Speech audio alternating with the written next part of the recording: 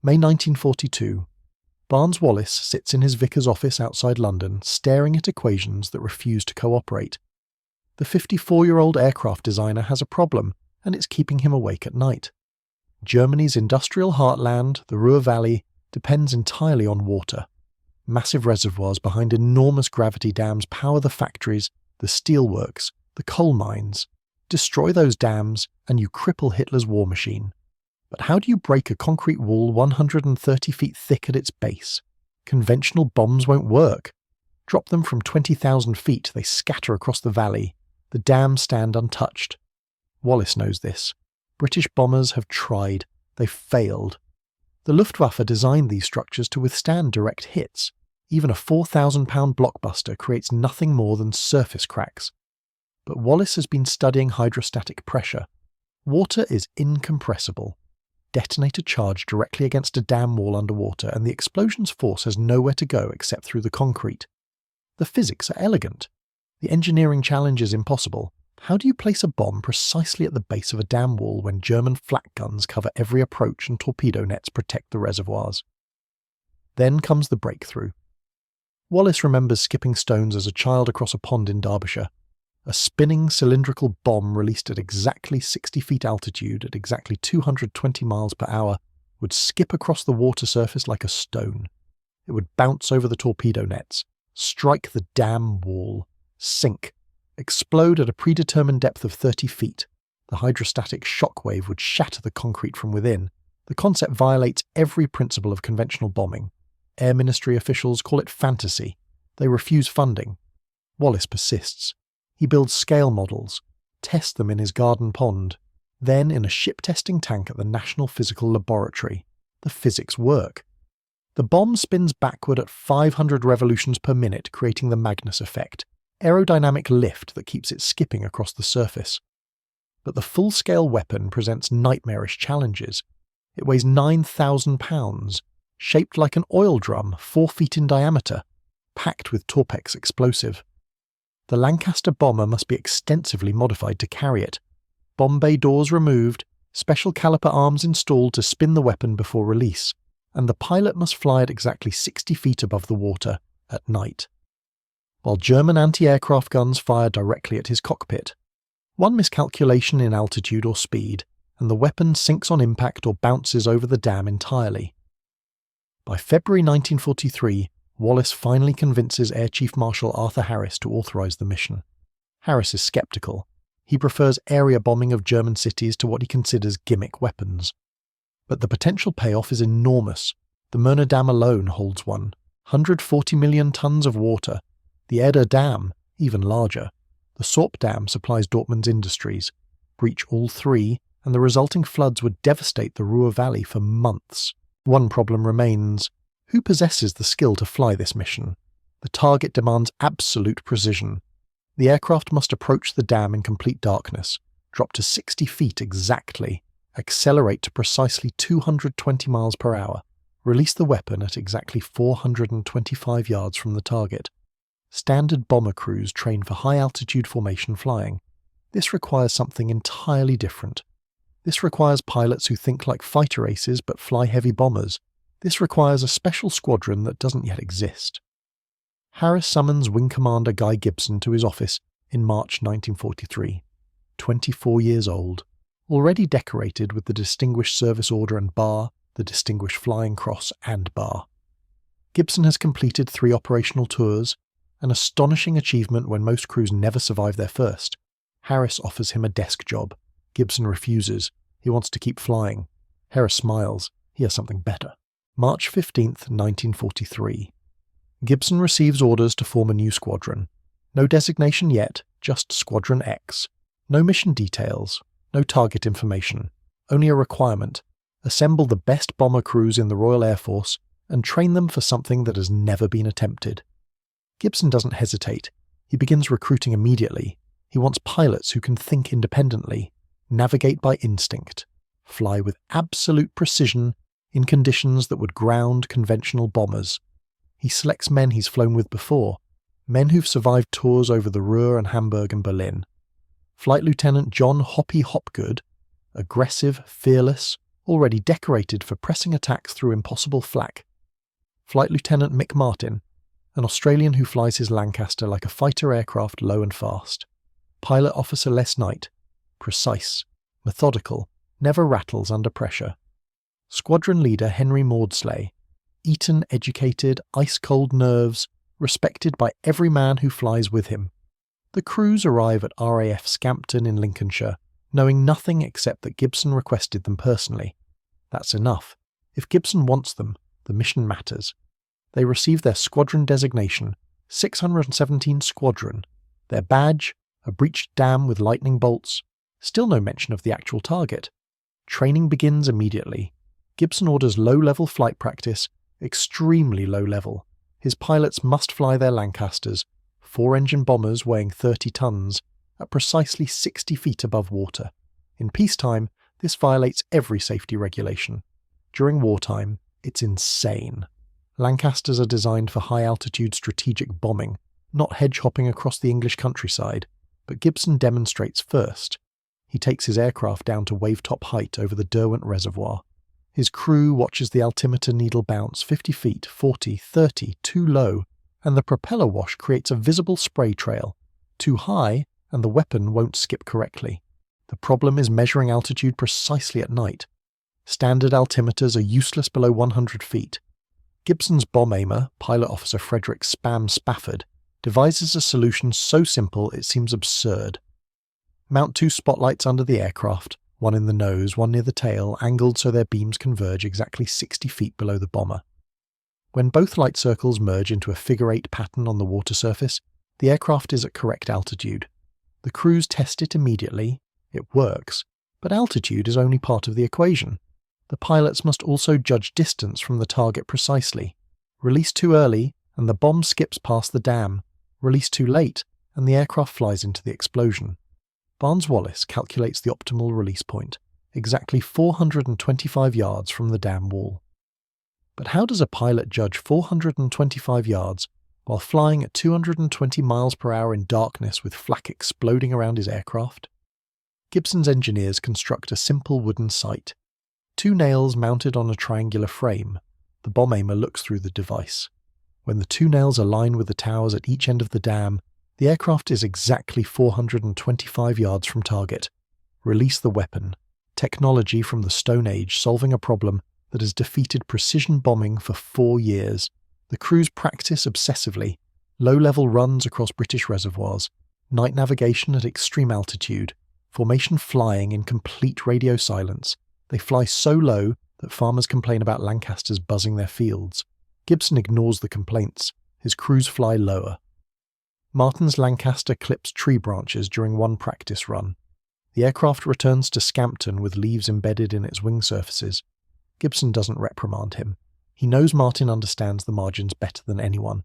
By early May, the crews are ready. They still don't know their target. They know the training indicates a water-related objective. The modified bomb bays suggest an unusual weapon. The extreme low-level approaches suggest heavy defences, but Gibson maintains operational security absolutely. Even his squadron commanders don't receive target details. May 15, 1943. Gibson finally briefs his crews. Maps unroll across the briefing room tables. Aerial photographs of 3 dams, the Möhne, the Eder, the Sorpe. Intelligence officers explain the targets. The Möhne Dam controls water supply for the entire Ruhr industrial region. The Eder Dam regulates the Weser and Fulda rivers. The Sorpe Dam feeds Dortmund steelworks. Breach them, and Germany's war production collapses for months, possibly years. The crews study the photographs in silence. They see the flak towers, the gun positions, the torpedo nets, the narrow valleys. Several men light cigarettes with shaking hands. They understand immediately. This isn't a bombing raid. This is a precision assault against the most heavily defended targets in Germany. At night, at 60 feet. Gibson watches their faces. No one asks to withdraw. They're volunteers. They've always been volunteers. May 16, 1943. 9 p.m. 19 Lancaster bombers begin their takeoff roll from RAF Scampton. The moon hangs full over Lincolnshire. A bomber's moon, bright enough to navigate by, dangerous enough to be seen by German night fighters. Each aircraft carries a single upkeep mine. the cylindrical weapon spinning in its caliper arms beneath the fuselage. 9,000 pounds of Torpex explosive. The Lancasters are overloaded. Their tail wheels scrape the runway as they lift off. Some barely clear the boundary fence. Gibson leads the first wave, 9 aircraft in 3 groups of 3. They'll hit the Muna Dam first, the primary target. Flight Lieutenant Joe McCarthy commands the second wave, 5 aircraft assigned to the Sorp Dam. The reserve wave, 5 more Lancasters under Flight Lieutenant Henry Maudslay, will attack targets of opportunity once the main objectives are destroyed. The plan is elegant. The execution will be brutal. The bombers cross the North Sea at wavetop height, 60 feet, sometimes lower. Navigator positions are critical now. No radio communication, no formation lights. Each pilot flies by moonlight and instinct. The German radar stations scanned for high-altitude formations. They missed the low-flying Lancasters entirely. But crossing occupied Holland changes everything. The Lancasters fly over the Scheldt estuary. German flak batteries opened fire. Tracers arc across the darkness. Green, red, orange. Gibson's rear gunner, Flight Sergeant George Deering, watches the streams of fire below. The Lancasters are too low and too fast for accurate targeting. Most shells explode behind them, but not all. Flight Lieutenant Robert Barlow's Lancaster flies into high-tension power lines near Halden. The aircraft disintegrates instantly. All 7 crew members killed. First loss. The surviving bombers navigate by moonlight and landmark recognition. Rivers gleam silver below. Towns and villages appear as dark clusters. The navigators use them for position fixes. They cross the German border. More flak. Flight Lieutenant Bill Estelle's Lancaster takes hits near Marbeck. The bomber climbs sharply, streaming fire, then explodes. No parachutes. 7 more dead. The third Lancaster, Mick Martins, begins its run. The Australian pilot flies even lower than Gibson, 40 feet, 30. His spotlights merge perfectly. The flak continues, desperate now. Martin's rear gunner, Flight Sergeant Tammy Simpson, fires back continuously. The weapon releases, skips, strikes the wall, sinks, detonates. Another massive waterspout. The dam still holds. Gibson realizes the German gunners are focusing their fire on the attacking aircraft. They're ignoring everything else.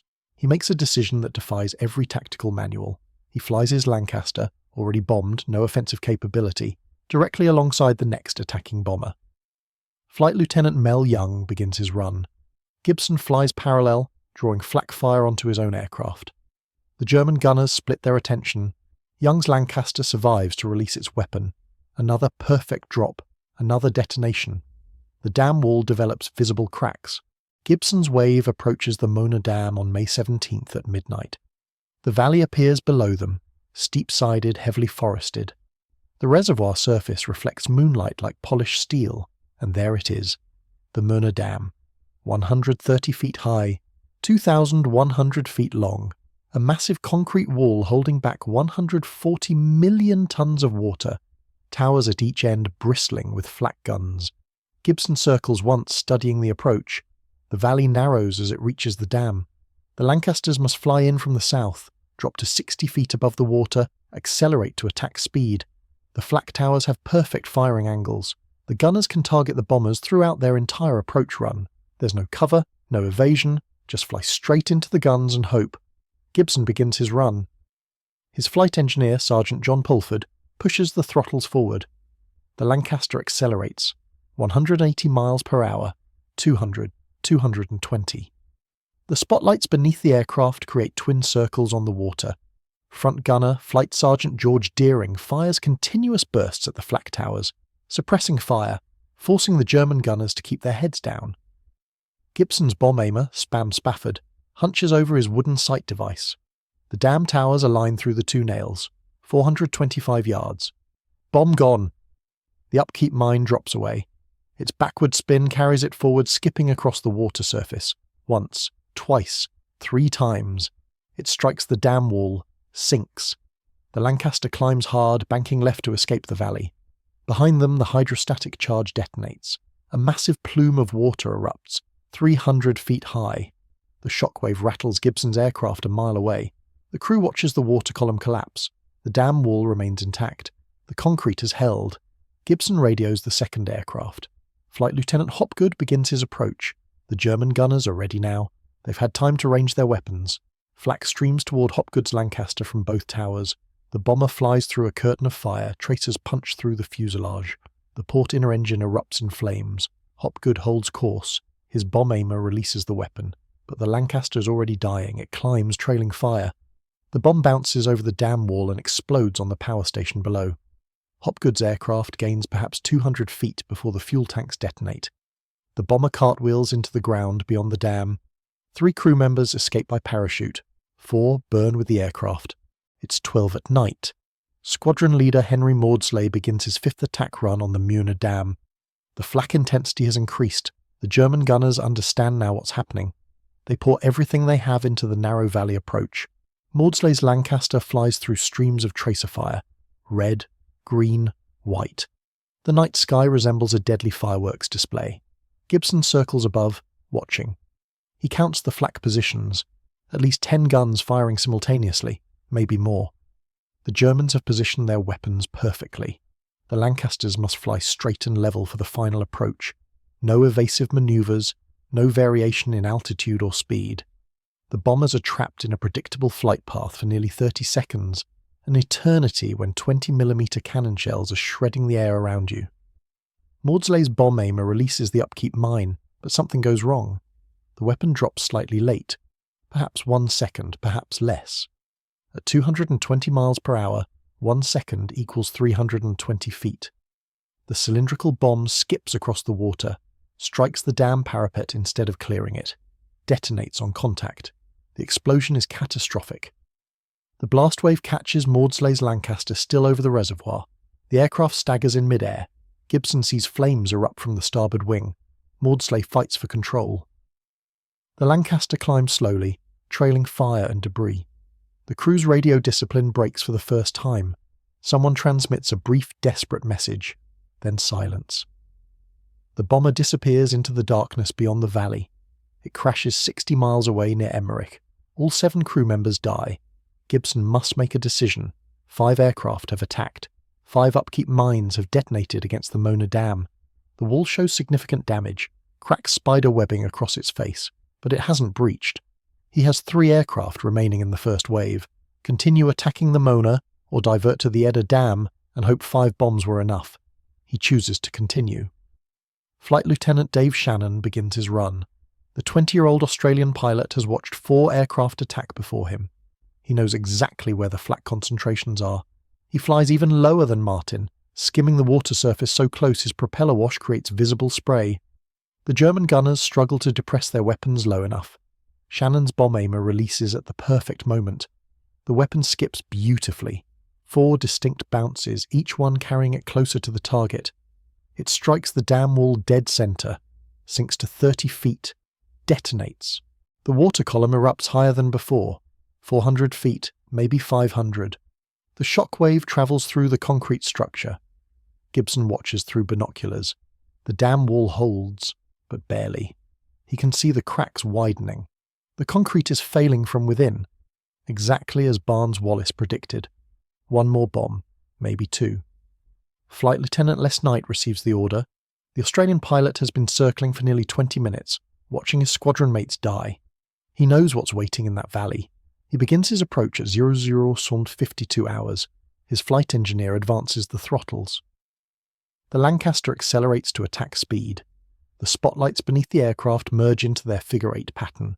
60 feet exactly. The German gunners concentrate everything on Knight's bomber. They know this might be their last chance. Tracer fire converges from both towers. Knight's front gunner, Flight Sergeant Fred Sutherland, fires back. Long, sustained bursts that empty his ammunition pans. The Lancaster shudders as shells tear through its fuselage. A hit on the port wing, another through the tail section. Knight holds his course absolutely steady. His bomb aimer, Flying Officer Edward Johnson, watches the dam towers align through his wooden sight. 425 yards. The geometry is perfect. Bomb gone! The upkeep mine drops away, spinning backward at 500 revolutions per minute. It strikes the water, bounces once, twice, 3 times, strikes the dam wall, sinks. Knight banks hard left, climbing desperately out of the valley. Behind him, the hydrostatic charge detonates 30 feet below the water surface. The explosion creates a pressure wave that travels through the concrete at supersonic speed. 9,000 pounds of Torpex releases its energy directly into the dam's structural foundation. The concrete can't withstand it. Not after 5 previous detonations. Not with cracks already compromising its integrity. The Mona Dam wall fails. It doesn't collapse dramatically. It doesn't explode outward in a single catastrophic moment. Instead, a section near the centre simply gives way. A triangular chunk of concrete, 70 feet wide at the base, crumbles and falls. Water begins pouring through the gap. Not flowing, pouring.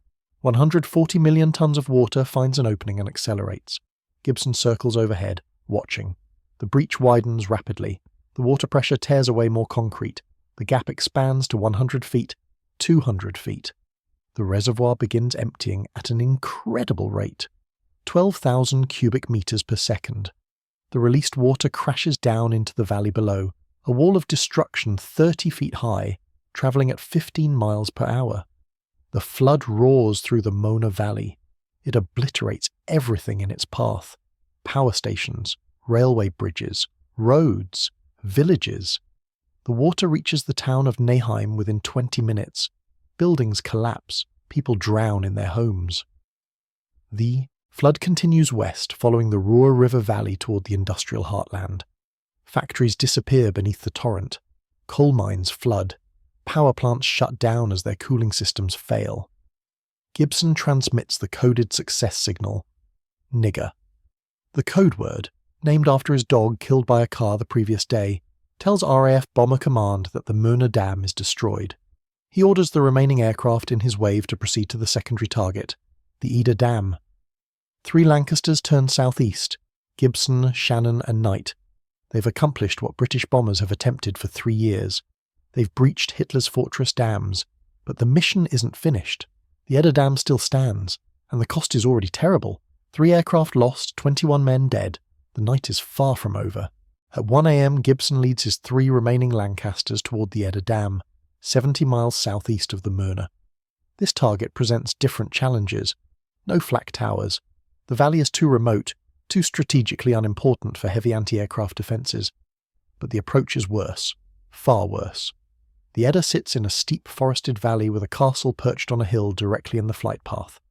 The Lancasters must dive into the valley, level out over the reservoir, make a sharp turn to align with the dam, then climb out before hitting the far hillside, all at 60 feet altitude, in darkness. Shannon attempts the first run. He dives into the valley, too steep. He can't level out in time. He aborts, climbing away before his Lancaster impacts the trees. Second attempt, he overshoots the turning point, abort again. Third attempt, the geometry still isn't right. The valley refuses to cooperate. Shannon tries 4 more times. Each run burns fuel, each run frays nerves. On his 7th attempt, he finally achieves the perfect angle. His bomb aimer releases. The upkeep mine skips across the reservoir, strikes the dam wall, detonates. The explosion sends water cascading skyward. The wall holds. Maudsley should attack next, but his aircraft is missing, probably dead somewhere over Germany. Gibson orders Knight to make his run. The young Australian pilot has watched Shannon struggle through 7 attempts. He studies the valley geography, then he dives. First try. Perfect approach. Perfect altitude. Perfect alignment. His bomb aimer releases.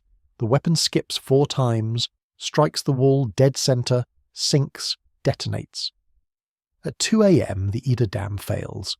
The breach is smaller than at the Mona, 50 feet wide initially. But 202 million tons of water begin pouring through. More water than the Mona Reservoir held. The flood races down the Eder Valley toward the Fulda River. It destroys the town of Hemfurth within minutes, sweeps away the medieval bridge at Fritzlar, floods agricultural land for 25 miles downstream. The water eventually reaches Kassel, 60 miles away, inundating factories and rail yards. Gibson transmits another success signal. 2 dams breached, but the third target, the Sorpy Dam, presents problems. Flight Lieutenant Joe McCarthy's second wave has struggled all night. Only 2 aircraft from his 5 bomber force even reached the target area. The Sorp's earthen construction requires different tactics. The upkeep mines must be dropped lengthwise along the dam crest, not bounced against the wall. McCarthy makes 10 attack runs. His bomb detonates perfectly, but causes only superficial damage. Pilot Officer Lewis Burpee's Lancaster is shot down approaching the target. 7 more dead.